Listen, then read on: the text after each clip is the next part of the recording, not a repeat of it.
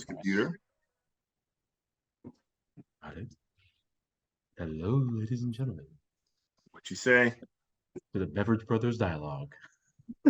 Welcome to the Beverage Brothers Dial. Is that how we should say it, brother? Exactly. That's exactly how we should say it. Welcome to the Beverage Brothers Dialogue. Brothers Dialogue. Yes. So why are we Beverage Brothers? So first, who are you, dude? Who am I? I am fourth generation wine, beer, spirits distribution scion, I guess you would say. So all I've ever known my entire life is alcohol. From the age I was 8 years old, I've only ever worked in the alcohol industry. And I'm a alcohol geek. I can tell you all kinds of ridiculous facts about alcohol. It's been my life since I was born. What about you, Mr. Chad? Actually, Chadwick. Chadwick. So, I forgot you're in South Carolina, Chadwick. Yes. No, actually, when I turned 40, I went by my full name, Chadwick. So my name is Chadwick Spell. And of course, my whole life has not been in alcohol because I grew up in South Carolina. And I met this gentleman, the alcohologist, as he goes by, when I had the fortunate opportunity to buy a house next to him. So, and his father was, I think he was the first to bring Burger to the States. Yep. 90% of German beers my dad was the first to bring. Yes. So I was blessed to be in medical sales, and my next door neighbor was an Austrian importer of beer, wine, and liquor, eau de vie, from mostly Old World. And since I was in medical, I had a good expense account. And I was always been in sales with a degree in biology and a minor in chemistry, and I love science. So he's like, dude, you already are going to a lot of different places, and from Beverly Hills down to Laguna Beach, all the buyers. Why don't you just sell some alcohol on the side? And you and your mom bribed me pretty well by dropping off some really nice bottles at the house all the time. So you just got to get a flavor for it. Exactly. So I still can't find that pear brandy or the banana brandy from Austria. That was the best thing I've ever had. But they caught my science bug, my sales bug, and just loving alcohol. So I started Spirits and Spells. So you have Chadwick Spell and Derek Carl Morndell, the alcohologist and Spirits and Spells, the Beverage Brothers Dialogue. All right. I've always loved how you say exactly. There's something about the way you say exactly that's just, I love that. If you can't tell, this is our first podcast, but also the hardest one to do because I'm actually traveling. I'm actually in the kitchen at my parents' house in South Carolina. So you will hear a little bit of the background. It's just family. Let's get going. Get going. So what are you drinking, first of all? So what are we drinking as we go through what the Beverage Brothers Dialogue is today? So if anybody asks, I'm drinking tequila, but in reality, I'm drinking a sample of peach liqueur that I received from Italy. And the reason why I went with this one is it's 85 degrees. I'm from a coastal town, and everyone knows when it's hot, a nice sweet drink is really pleasant experience. And so some peach liqueur on ice. It's not Europeans tend to be more of a dry sweet, whereas Americans tend to be more of a syrup sweet. And so for me, this was just a really nice experience to go with. So just pour it on ice and you're good to go.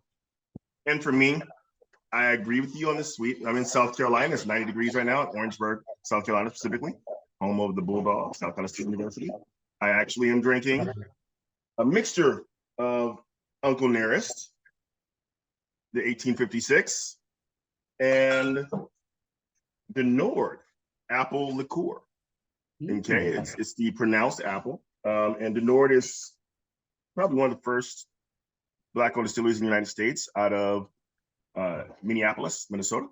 And Chris Montana is the founder and the maker.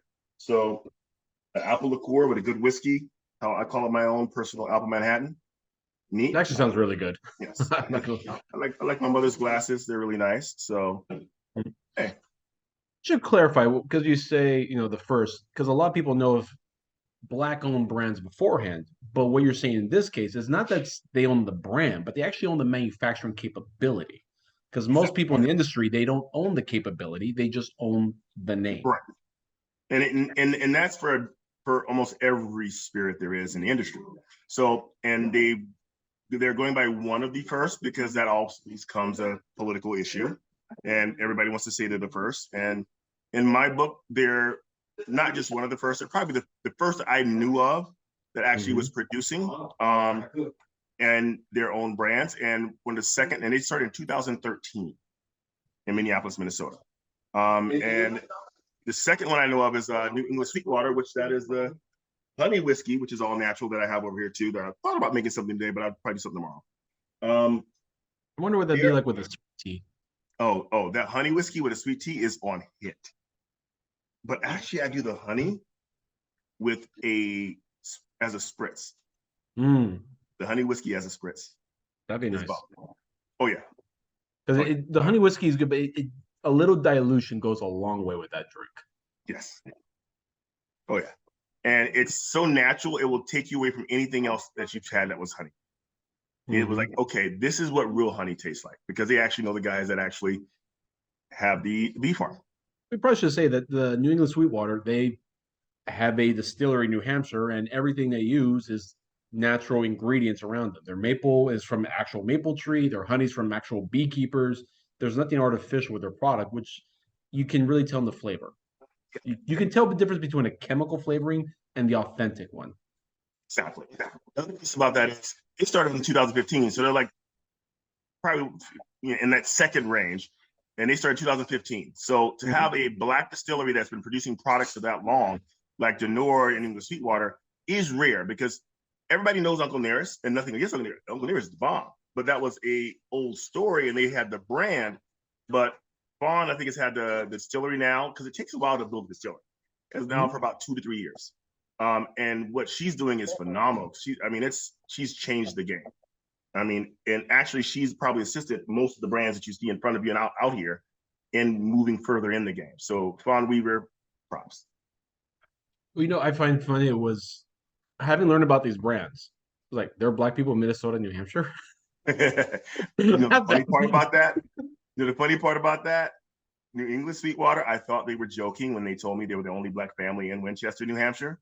They were not joking. So yes, it is funny. Be like, Winchester, New Hampshire, right? I was like, but no, literally, they were the only black family in Winchester, New Hampshire. I think they still are today. So, and they came up from New York because, it's a long story. One of the family members brought the property, everything handled. The two sisters that control it took it over in 2019 from their cousin, and their two sisters and their husbands run everything. One of the husbands is the still master. So, and he makes incredible product. I mean, his bourbon, which the cast strength bourbon, which I show around, to this day, everyone always says that's an incredible bourbon. And it's not like he's been doing it for a lengthy period of time. So to learn a skill and then do it and consistently replicate, props to him. Yes. So that's enough about them. This is not an advertisement for them today. All right. So we love them though.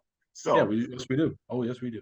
Exactly. So let's get down to our topics today. Number one, it's on the minds of everyone in the industry right now, and it's something that took me by surprise. So, Carl, what happened with Anchor Brewing? Oh, they went bust. So for those who don't know, Anchor Brewing happens to be in Chadwick's backyard, as their San Francisco company. 127-year-old, America's oldest brewery. And this week they had to file for bankruptcy, or at least we've been told that they will be filing. Sapporo, their parent company, will be liquidating the brewery. And it's taken everyone back by storm. This is one of the roots of American craft brewery. And for them to be going bust, it says a lot. Now, are they going bust, or are they just getting rid of the brewery and keeping the brand? No, that's from all points, and from all we can hear, there will be no more Anchor Brewing. Oh, sure. That's gone. Yeah, they're gone. And here's where I find interesting. So it's there's some local breweries that I've known over the years who just at some point you just can't work because for those who don't know, in the United States, there's 7,500 breweries at the moment. More or less, there's about 7,500 across the entire country. Very hard to compete for shelf space when you have that many breweries. But Anchor, being owned by Sapporo, they have the distribution strength because you will tell every distributor you want to carry Sapporo, you're going to have to carry all these other brands of ours. They own Stone Brewing, which Stone has its own distribution system. So again, they have all the distribution capabilities, which is usually a brewery's biggest problem. And so the fact that they're going belly under, this really goes to then the management of the brewery, because you have all the elements that small people fight for, and you couldn't make it work. And it's not like it's an upstart brewery. We're talking about something with 127 years. You've paid off the rent for your property at 127 years. And reading about it, one of the things they said was Sapporo had wanted to brew their beer in the Anchor Brewing facility. For a lot of people who don't know, Sapporo is not made in Japan where we drink in the United States. For the most part, it was made in Canada. And they wanted to buy this. They bought the brewery, I believe, in 2017. Well, the setup that the Anchor Brewing had was old school German. And it doesn't lend well to how Sapporo makes their beer with corn syrup. Stone, on the other hand, it actually is capable of doing it. So now they're brewing Sapporo beer apparently from the Stone, which is down in San Diego. There's no way to say it. Like, the management screwed up because you have everything to be successful. You have distribution capability, you have name power, you have name recognition. How'd you screw this up? And no one's saying that the beer is bad. I've yet to see a single article saying that their beer is just crap. It's priorities. It's corporate. It's beyond the middle management and the management of just Anchor. It's at the top of sport. And priorities of, from what I can see, priorities of where they want to place resources, what they feel the longevity of this is, and that is. And there's no loyalty to brand. And there's no loyalty to tradition when it comes to Anchor. And that's the way I feel about it. But the biggest lesson from this is nobody's acceptable from bad management. Yep. I mean, look, we're seeing that with Bud Light. Look at Bud Light. You were the number one beer brand in America somehow, and now you're not even in the top 10 from one stupid managerial decision. I mean, it shows bad management can ruin even a quality product. Now, I'm not saying that about Bud Light. Let's be real. Bud Light's not a quality product. But Anchor... That is his view, not mine, nor any company that we work for. You're not a Budweiser distributor, so let's be real. Hey, I'm not pissing Bud off, all right? Don't worry, they've already done it to themselves. I know, but still. Yeah. I'm not a hater either way. I'm not a hater, I'm just honest. I hear you. But I mean, it does show, okay, if you have a great name, let's take Anchor Bell. You have a great name. They're not mirrored in controversy. But also it looks like they weren't keeping up with changing palates. When you have all the infrastructure to change, okay, let's do seasonals, let's do this, let's do that. When you don't have the flexibility, beer has become very dynamic. When I was a little kid coming up in the beer industry, my dad, you got a tap, that was permanent. Like, once you got a tap on a bar, there was no changing that. Now, you just monthly. Yeah, it was not even monthly, weekly. You get on that tap, and why have so many bars switch like digital screens? Because they can change the taps instantly by doing that. But taps now, like, if you're there for the week, thank God, that's how long you're lasting. Because the biggest problem that craft beer is facing right now is what's next. Because people are like, hey, that's a great beer. Yes, I liked it, but what's next? What's next? What's next? You're constantly have to come up with what's next. As a model, that is not really sustainable. I mean, that is something that has been plagued the Japanese for a long time. Because I actually met someone from Sapporo years ago, and he told me in Japan, Sapporo creates products that last only 2 months, and then that's it. They're scrapped because the Japanese people are like, what's next? What's next? What's next? And unfortunately, that virus has come here. So you don't have a permanent tap anymore like you used to. It's constantly changing.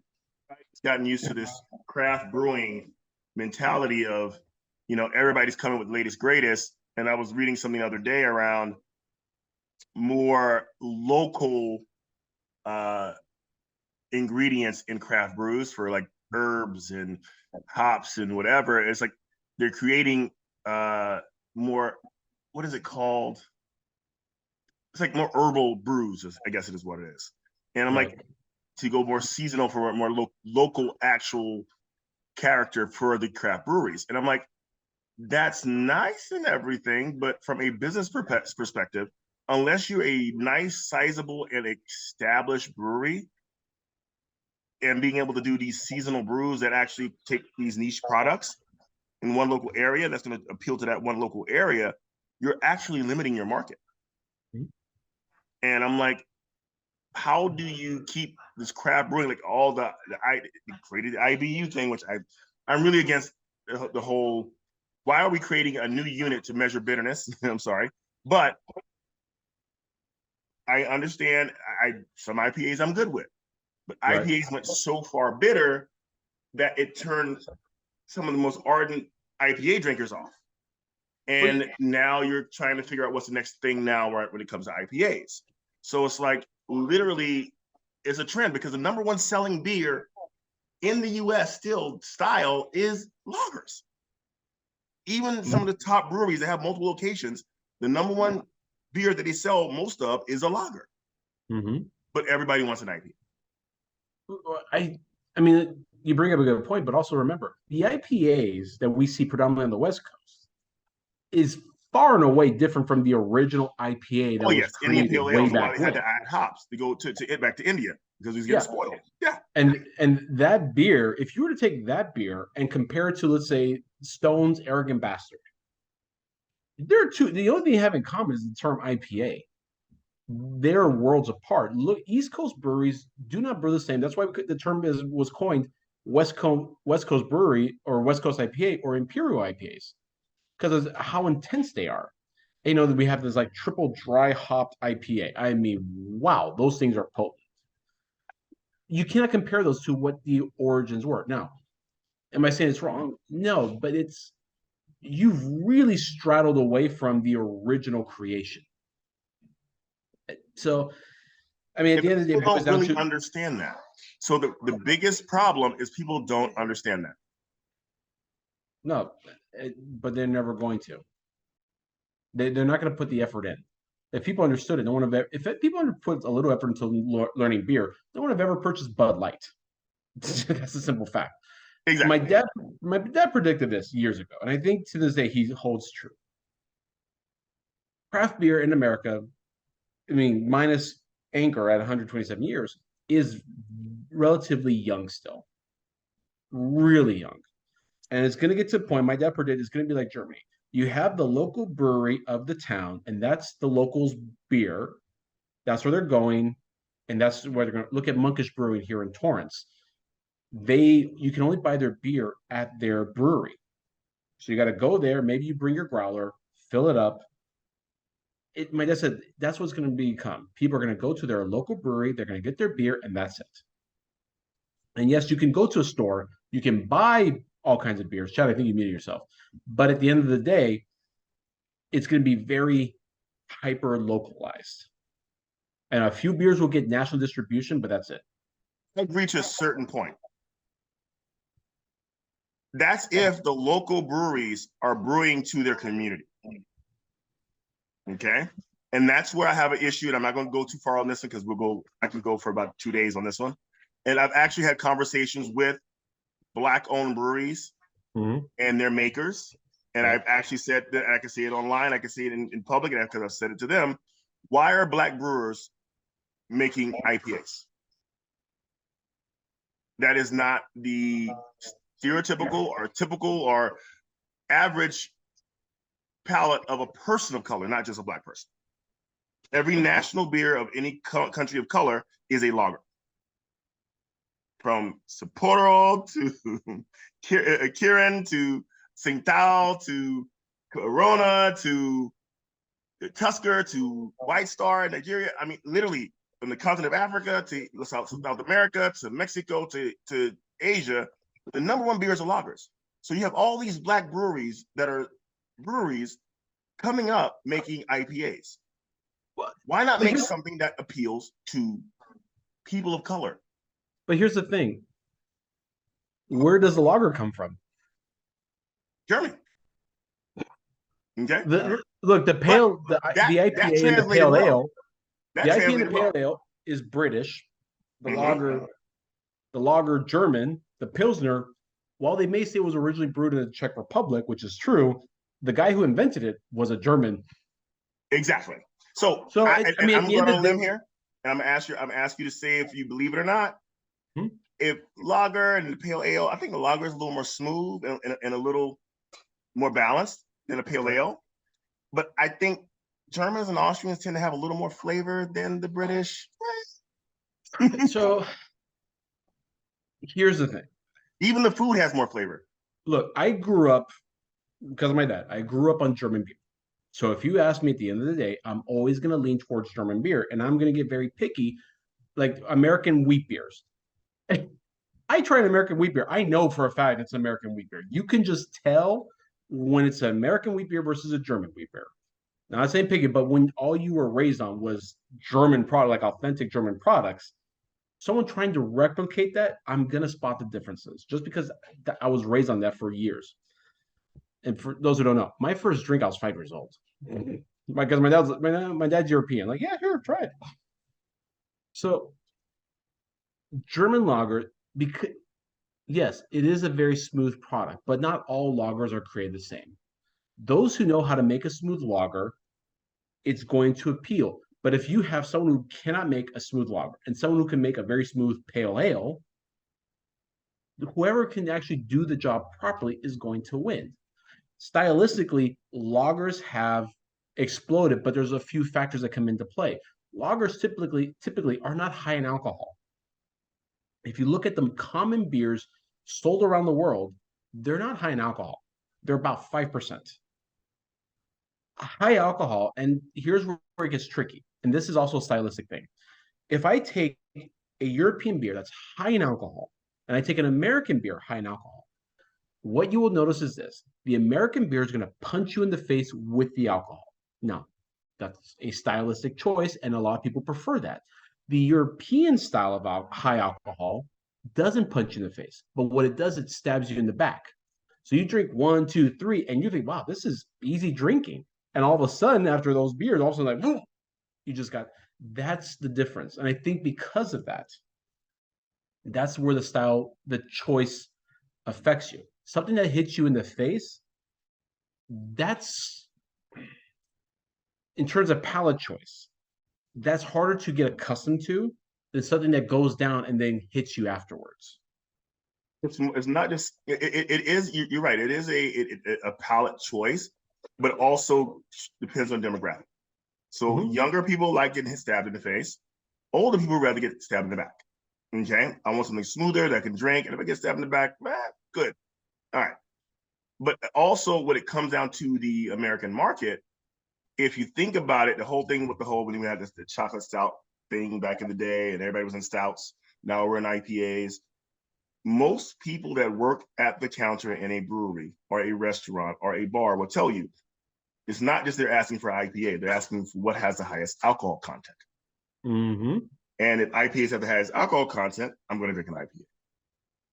So if that lager had a higher alcohol content or that wheat beer, I would order that. Okay. And some of those people don't care if it's in the front or the back. They just want to, and they don't want to have to drink as much. They want that. And you could get that with, let's say, the German lager, the export style is the higher alcohol percent for the lager, the export style. The wheat beers, if you want higher wheat beer, you have to get a Bock beer. So like a wheat Bock, double wheat Bock, Eisenbach, those will get you to a higher alcohol content. And so that's what I'm saying we should be doing for people of color who don't want to have to drink a whole bunch of beer, because reason a lot of the beers are so light in the US is because a lot of people in the hot climate, why, I'll let you explain that. Why was beer become a drink of choice in a lot of places outside of just drinking water when it's hot?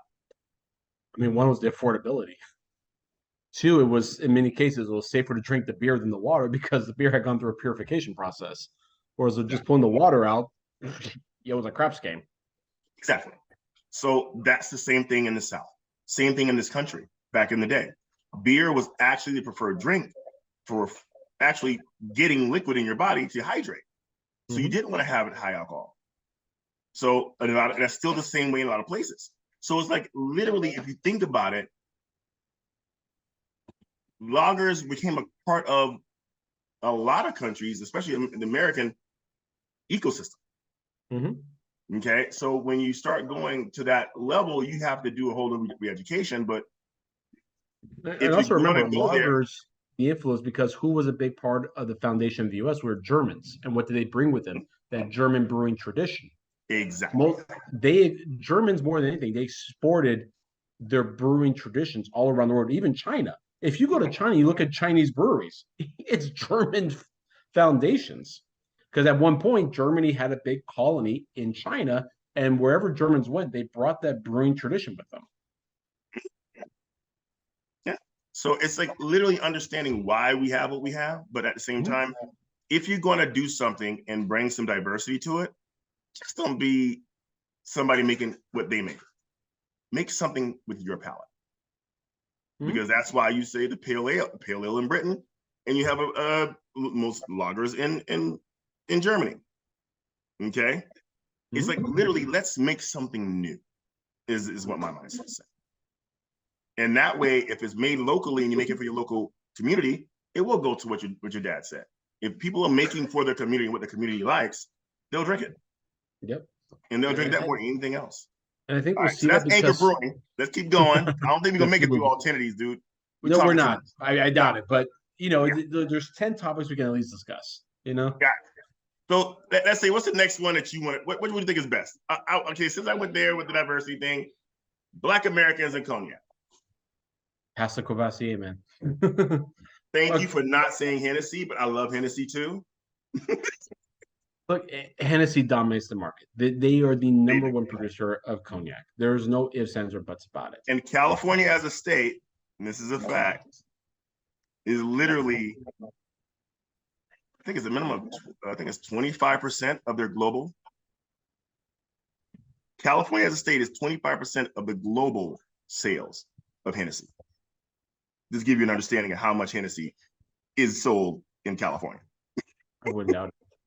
Okay, and that was from somebody from Moet and Hennessy, like 3 weeks ago.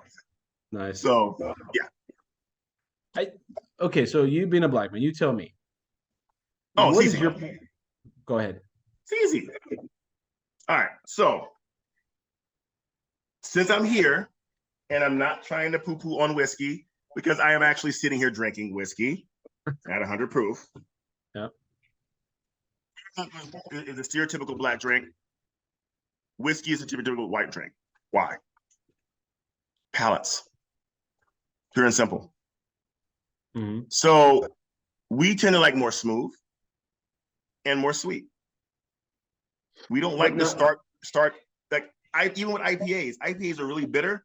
That's more of a U.S.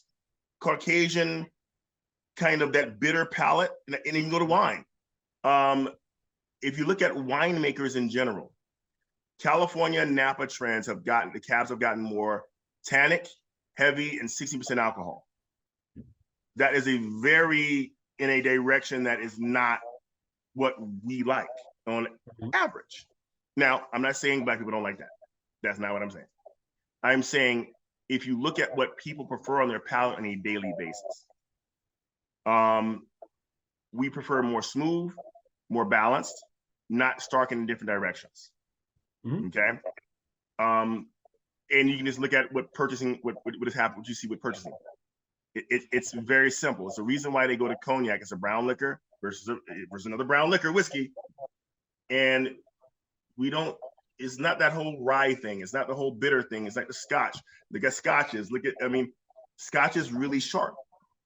Okay. So it's like literally we don't do a lot of Glenlivet or any of those. We do more. If you do whiskey, whiskeys that are smoother, sweeter, softer, more balanced. Okay. If you're gonna ask me, I'm gonna say, okay, what would be the smooth one or the sweeter one? It's gonna be bourbon. Yeah. Why a lot of us do more bourbons. We do more Rye is bourbons for the than whiskey likes straight to whiskey. burn. We do more bourbons than rye whiskey. We do more bourbons than Scotch. We do more bourbons than any of that if we're drinking whiskey. A lot of us still drink cognac, and if you can't get cognac, we'll drink whiskey.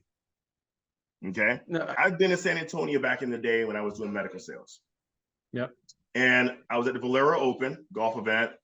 And I went to a steakhouse with my buddies that worked for the same company and lived in San Antonio. And I'm like, they don't have any cognac. Not one. I mean, I didn't ask for Hennessy. I mean, no. Went to another restaurant the next day, nice high-end steakhouse. He said, if you don't have your drink, do you keep coming? And this is a white brother, and he was educating me in the area we're in. He said, if they don't have your drink and you always go there and they never have your drink, are you more likely to go there or not? No. That's the point. So people know what people drink. Yep. And the flavor profiles they like. So if I'm liking a really smooth cognac, I would do exactly like Chris Montana did. His whiskey, that mixed blood whiskey, is a mix of his award-winning rye, and he blended 4 other whiskeys with it to come with his profile that is a really smooth, I call it a cognac drinker's whiskey. Okay? It's really soft. Now, be honest with you, people don't realize Uncle Nearest is not the recipe for Jack Daniels. It's their recipe. And it's more suited to what our palates are as well. So it's like, if you've never tried Uncle Nearest or the Nord whiskeys, try them. They're coming from people of color that actually are using their palates. One of the descendants of Uncle Nearest is actually the still master. Okay? So it becomes a thing of, like I said, if you're gonna make using your palate. The reason we like cognac, because it's smooth. And good marketing. There's a lot of marketing involved. I mean, I think Lil Jon said it best with Secret Gem. I'm drinking it and then because they're paying me. I mean, he's honest. I mean, it literally, a lot of brands are name and advertising. If you can make a product the drink of a community, is what. That was not Little John. I know the song you're talking about. That was not Little John. Who was that? That was for the song Shriekily. Christine. That was not Little John. I know exactly the song you're talking about. Who did that song? Huh? Who did that song? It was not. His name was not Little John. I know the song you're talking about. That song was when I was in high school. It's not Little John. Pull something up for you. See, this is our dialogue, people. This is our dialogue. I think it was him. Christina. Do you love me? That was the song. I remember that song very well. And I'll give a shout out to Seagram Jim. Why? Because I drink it and they pay me for it. It was not Little John's voice. So now I find what you're saying interesting, because brandy, very different from the whiskey palate profile, but brandy burns. I mean, say what? Petey Pablo. Yeah, there we go. That's all right. I don't know why I said it was Little John. Oh, that was not Little John, buddy. Maybe I had to say before someone calls on the comment section. I just missed Little John. I'm sorry. So, I mean, I got a bunch of cognacs in my house. Now, for a lot of people in the industry, they prefer Armagnac to cognac. Good point. Cognac it is a smoother. I'm not going to say it's not, but it has a very similar burn profile to whiskey. When it's going down, it does burn in a very similar manner. Bourbons, by nature, you tend to have a sweet profile. You have a cherry flavor profile to it. So saying that, you're wanting smooth, but the flavor profile of a brandy drink is going to be very clear compared to a bourbon or a Scotch. Absolutely. But if you take all things into consideration, the burn isn't any less. In some cases, the brandy burn is more. I've experienced is more. It's more like a rye burn than a bourbon. The palate. It's not the burn. It's the palate. What you get on that front palate and that back palate. That back palate bitterness that you get from some whiskeys, and a lot of whiskeys at that, and that mid palate, it's more of the, I would say more of that bitter and astringent, yet for me, it's just bitter. It's just bitter because it overwhelms the palate. And that's what people don't realize. Certain flavor profiles will overwhelm your palate depending on who you are. Okay, everybody's palate is different. So the only palate is correct in overall is yours, individual. So when you start generalizing like this, it becomes down to how you've trained your palate over time from a cultural standpoint. So if you eat a lot of spicy food, you can tolerate more bitter, more spicy, more astringent. Okay. If you don't eat a lot of spicy and bitter foods, that's harder for you to actually acclimate yourself to. So it literally is a cultural thing, not just from black people. The black people I know, they like their food spicy. I know a lot of black people like their food spicy. But what do they wash it down with? A lager beer. There you go. They don't wash it down with IPA. They don't wash it down with something bitter or something astringent. Okay, they don't match, and that goes to I had a conversation with Assam about this the other day. A pairing paradigms, how you pair wine or how you pair alcohol in general with food. You can either pair contrasting, sweet to spicy, or you can actually pair, similar. So you can have a really 16% alcohol, really robust cab with a spicy dish. And a lot of those things will fight each other, but some people like that. Okay. Right. And I see that's more of it depends on what side of pairing paradigm you fall on. And it's literally night and day in what you're experiencing. So a lot of folks, honestly, for me, I would pair the spicy with the sweet. Yeah. I would be the one who would do that pairing. Yeah. I'm not going to pick the flavors where they're fighting each other. But they don't see it as fighting. They see it as complimenting. For me, that's fighting. Yeah. Okay. So it depends, and even how I describe it is different from how they describe it. So literally, looking at cognac and Armagnac, I've had some good Armagnacs but the flavor is different to me. Well, yeah, it is going to be. The thing about Armagnacs, and I think this makes a big difference compared to cognac. Cognac that we predominantly have here in the U.S. are very large corporate houses. Yeah. Martell, Hennessy, was it St. Martin, Remy St. Martin. What you have more in Armagnac is not these large houses. They're small family-owned boutique houses. Do those exist in cognac? Of course, I got samples from plenty of them. But the fact that they're not these large, massive houses, they're family-owned properties, that has a big impact more than anything. Never mind, the grape selection and the wood you're using. Small family houses are going to provide you different product than a large mass corporate where it's all by the numbers. Yeah, my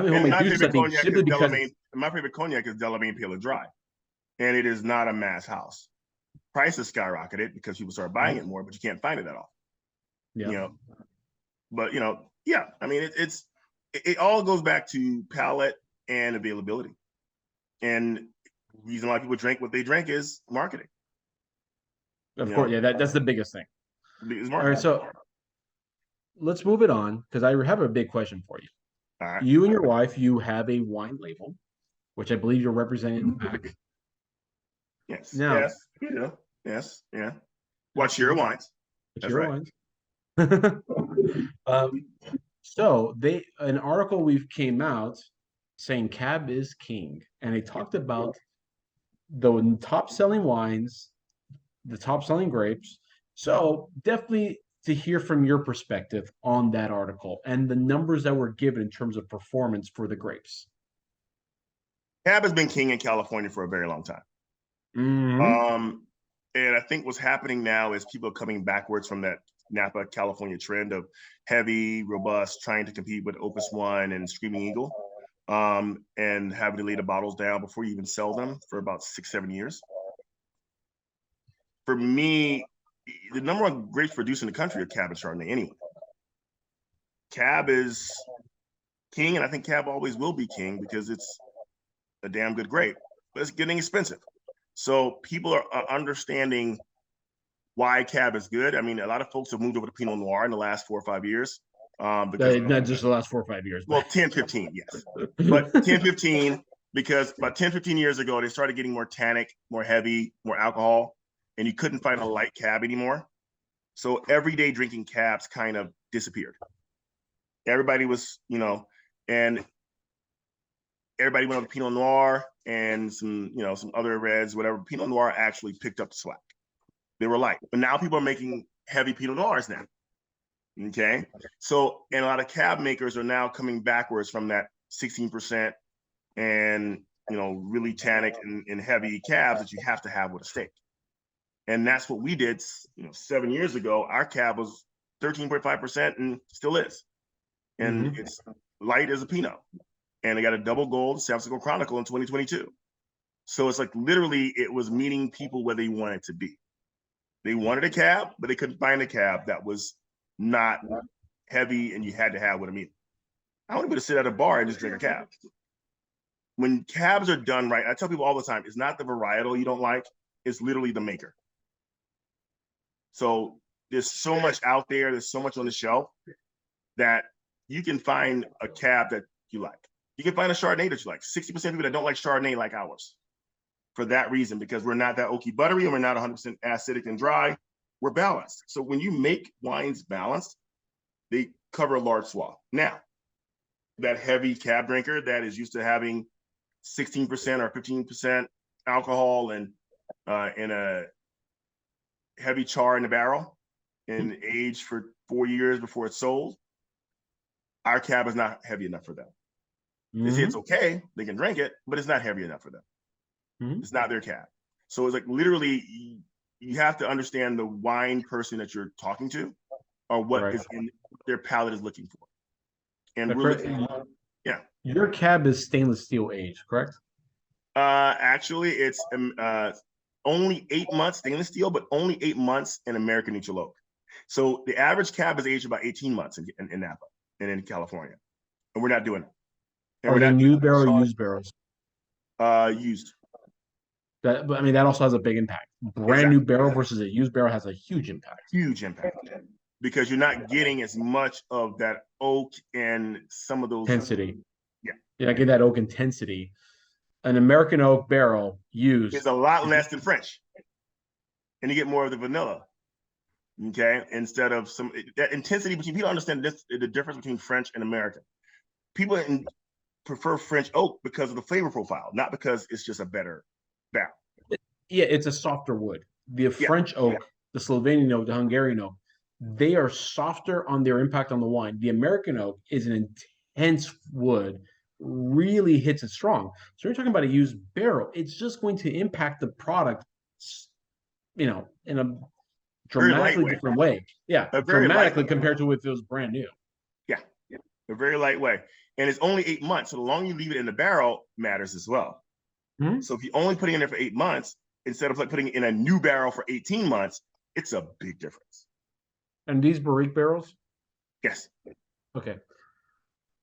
I mean, for me, and this is again because of my father, I grew up, I like that Bordeaux style. For me, Cabernet was always, that's a food wine. It's not a wine you drink by itself. It's you having a cab, you're having it with food of some sort because the strength and intensity. Now, I find this interesting for me personally. If I'm having Bordeaux blend, I prefer higher Merlot content. Yes. But if I'm having a Bordeaux single grape, I prefer Cabernet. So on the blend, I want Merlot heavy. On the single grape, I want Cabernet. I've always found that interesting in terms of Merlot smooths it out a lot more. Merlot smooths it out, rounds it out. It balances the blend greatly. So I get that. But how much of our cab have you drank? I don't think you really had it, have you? I've had it. But again, I grew up. For me, Cabernet with your wines. I am, but that's my background. I know. In the same way, like when my friends would bring a bottle of wine, and it's like 2020, 2022, it's too young. Yeah. But I grew up on aged wine. There's a saying in German. I know it's gonna piss off a lot of people, but it's a great saying. Women should be young, wine should be old. And It's a for me, German like, saying. Yeah.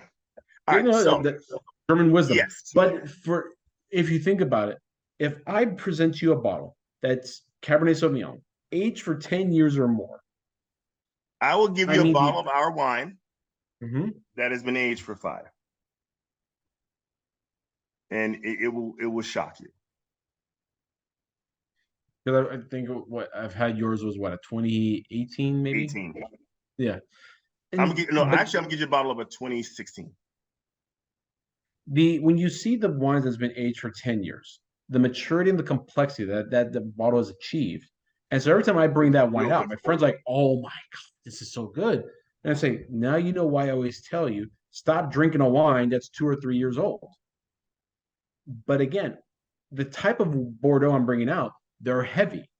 So by allowing it to mature, You're getting some of that sharpness out. It's settling. It's softening. It's laying a bottle down for at least 5 to 10 years. 10 years, I would say, is great.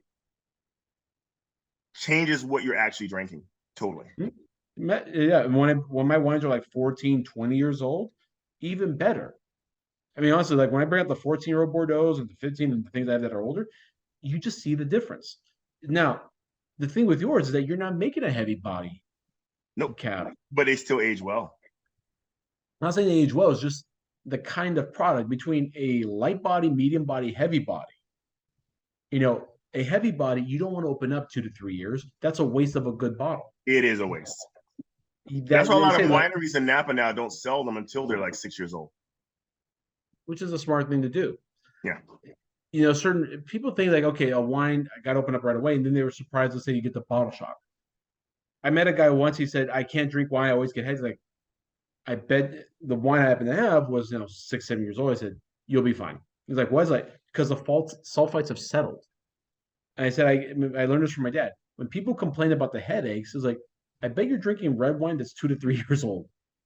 Yeah. The sulfites haven't settled. Yes, you're going to be getting that. Now, if you just let the wine age to at least 5, and sure enough, like he drank the wine, no problems. He had zero issues. I was pouring him, was it like 12-year-old wine from Italy? And that's the thing. It's you have to let the settling occur. So I will say we will stop right there. Let the settling occur. let the And we will settling settle here. All right, you pick the next one. All right. So actually, we've been doing this, bruh, for how long we been on? What time is it? It's 4:07, man. I know, but we start like what, 3:30 or so? Here's what we should discuss is the notion of wine as an investment. That one, yes. There's that one and the millennials one, which I think both go well. But the reason why is because I've never understood wine as an investment. I just don't. If you're like in the wine, it is like a commodity. But the thing is, there's the industry investment, right? If you're a distributor of sorts or a retailer, I can totally get that because your end purpose is to sell the product at a higher price. Totally understood. But when you're looking at the private individual, that's where, for me, it doesn't really make sense.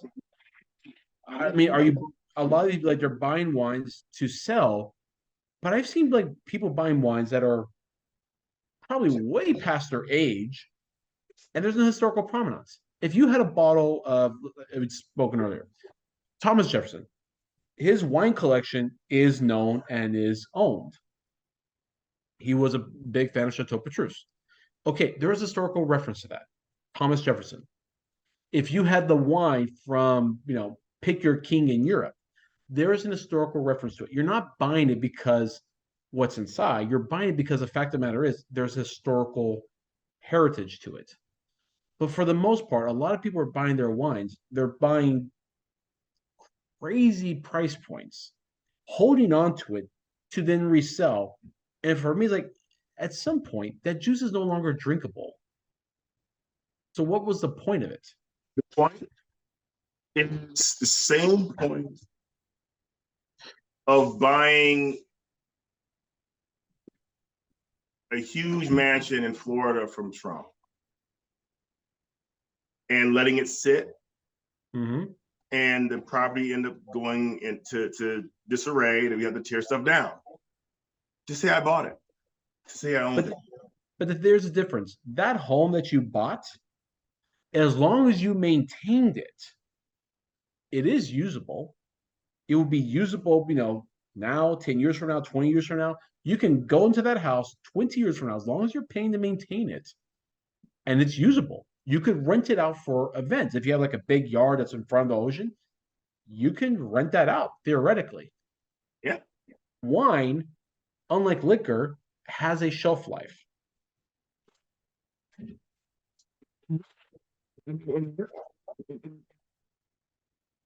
Chad, you're cutting out. Investment groups, okay, that actually will buy and have imported wines from the US, from all over the world, that are really expensive. Opus One, Screaming Eagle, I know a guy that does this and sips it to an investment company that invests for individuals, and they hold on to them and they use them as a commodity, and they actually are listed. Okay, so, and people invest in their fund of wine, and then they sell and whatever. And I have no idea what happens with the wine. However, when you have so much money and you don't have anything to do, and to say that you can pull from this and you actually own, a lot of people just buy stuff because they're bored, and they can say they have it. Yeah. If you have that much money, why not?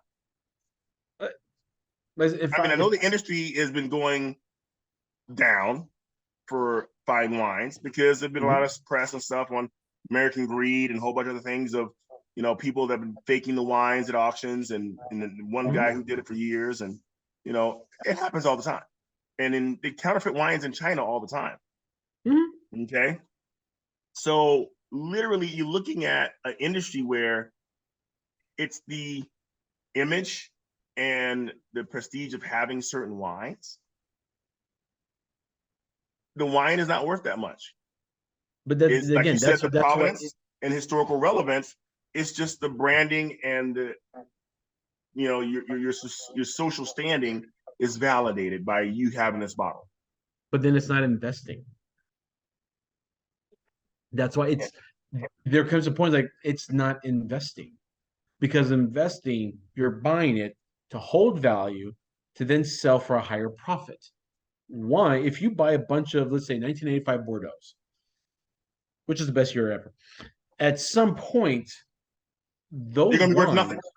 Yeah, because they just, all you're going to get out of that is vinegar. They've gone past their prime.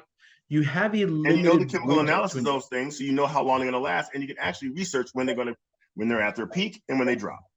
So if you ever wonder about a bottle that you got, you bought, or you inherited, or whatever, you can actually research when that wine actually peaks, and so when it's going to that. So when if you had a bottle of wine, let's say it was one of the leftover bottles from, let's say, Prince William Kate's wedding. It was one of the actual bottles. It wasn't used, but it was one of the bottles served at the wedding. Okay, that bottle has historical point to it. It doesn't matter if that juice ever expires or not, because the fact of the matter is that was one of the wines at the wedding. That's where the value of that. As long as it's still good, its value still is going to be higher. But I'm saying that wine is never going to be opened. You're never going to consume it, because the fact of the matter is it's the historicalness of what it was used for. Yeah. Or almost used for. That's where the value comes in. It's not what's inside. But for most of the wines, they don't have that. And I said, if you're a retailer and you're buying barrels of wine to then flip later on, that makes sense, because you are purposely holding on to this product to then sell to the customer. I get that. That really would be proper investment. But for the nobody else has, you have a vintage nobody else has, and you're gonna be able to sell that vintage at a premium. But for people holding on to these bottles that are 100, 200 years old, I'm sorry, but your product's not drinkable. It doesn't make sense. Now, if you had, let's say, Porter Madeira, which we know will hold 100, 200 years, okay, yeah. If you had cognac from 1850, that will hold. It's liquor. Yeah. But outside of that, it doesn't make sense, this logic of buying wine if you have zero intent of consuming it or flipping it. Personally, for me, Some people will go to their grave having a wine collection. And I But they know never a drink. buddy that actually buys people's wine cellars. And he has to tell their heirs that, yeah, half of this isn't worth anything. Half of this is garbage. It looks nice. It's dusty in his nice, beautiful cellar, but it's vinegar because he never drank it. Yeah. It's a true fact. People are not going to. So the One have point a of the shelf life. matter is this: Don't bother. collect. If it doesn't have historical relevance, drink it. Drink it. Buy that bottle that was at Prince Henry's wedding, and before it goes down to nothing, have a beautiful party and drink a beautiful bottle that's aged even more than when you got it. So it's probably gonna taste better than it tasted at the wedding. Okay, but don't let it get bad. Just drink your wine. Because Drink your wines. why do they make it? I think they make wine for what? Consumption. Drinking. It's not jewelry, not art. But if it's a cognac, you can keep that shit forever. Oh yeah. I mean, there was a hotel in Dubai. They had a cognac that was like 500 years old. That will actually hold and last forever. Now, lastly, I think we should talk about is consumer trends in millennials. Because I'm gonna say, you know what? You know what I'm gonna say? Let that be our first topic for the next one, because that's gonna be a long conversation. Well, that's a very long conversation. Yeah. So you're in the Gen X category, right? Yes. Yes. And Gen X is now, millennials is next. Okay. And I'm gonna leave it at that for now. But this is your Beverage Brothers dialogue. And see you next time. See you next time.